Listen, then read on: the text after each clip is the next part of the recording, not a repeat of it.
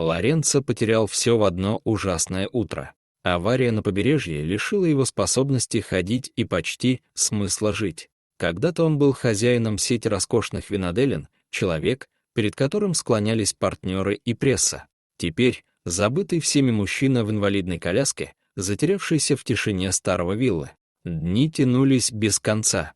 Медсестры и слуги приходили и уходили, никто не осмеливался говорить с ним по-настоящему, пока однажды в доме не появилась Анна, молодая женщина в простой одежде. Она не боялась тишины, говорила спокойно, по-доброму и, убирая в комнате, рассказывала о себе, как когда-то занималась балетом в маленькой школе во Флоренции, но нищета вынудила бросить мечту. Работать пришлось, чтобы помочь семье. В тот день, когда за окнами морской ветер шевелил белые занавеси, Анна сделала нечто, чего никто не решался. Она включила старый проигрыватель, и в воздухе зазвучала «Канти и Портира». Сначала ее движения были неловкими, словно робкими воспоминаниями о прошлом. Но вскоре мелодия подхватила ее тело, и Анна словно ожила.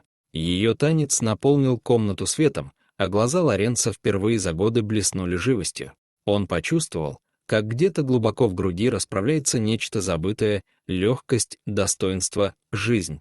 С каждым ее поворотом ему казалось, будто и он поднимается, будто мир снова возможен.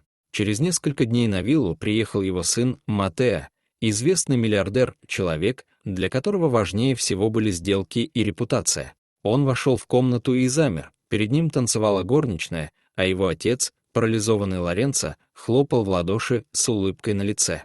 Матео не понял увиденного. Его лицо потемнело от раздражения. «Что это значит?» — холодно произнес он. «Отец, ты позволил прислуге устраивать спектакль?» Но Лоренцо впервые за долгие годы поднял взгляд прямо на сына. «Не смей». Его голос был слаб, но тверд. «Эта женщина вернула мне жизнь. То, чего ты не смог». В комнате повисла тишина. Матео впервые увидел в глазах отца не слабость, а силу. Позже он нашел Анну. Долго молчал, а потом сказал: «Ты дала ему больше, чем все его богатства. Может, ты поможешь и другим.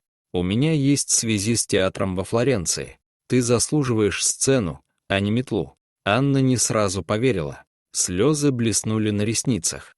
Но вскоре она действительно вышла на сцену под аплодисменты публики, где в первом ряду сидели двое мужчин, старый Лоренцо и его сын Матео.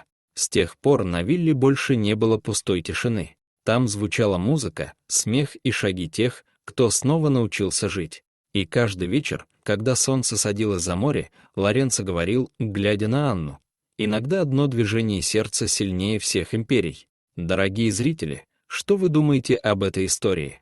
Расскажите, пожалуйста, в комментариях. А если вам понравилось это видео, то ставьте лайк и подписывайтесь на наш канал. До свидания.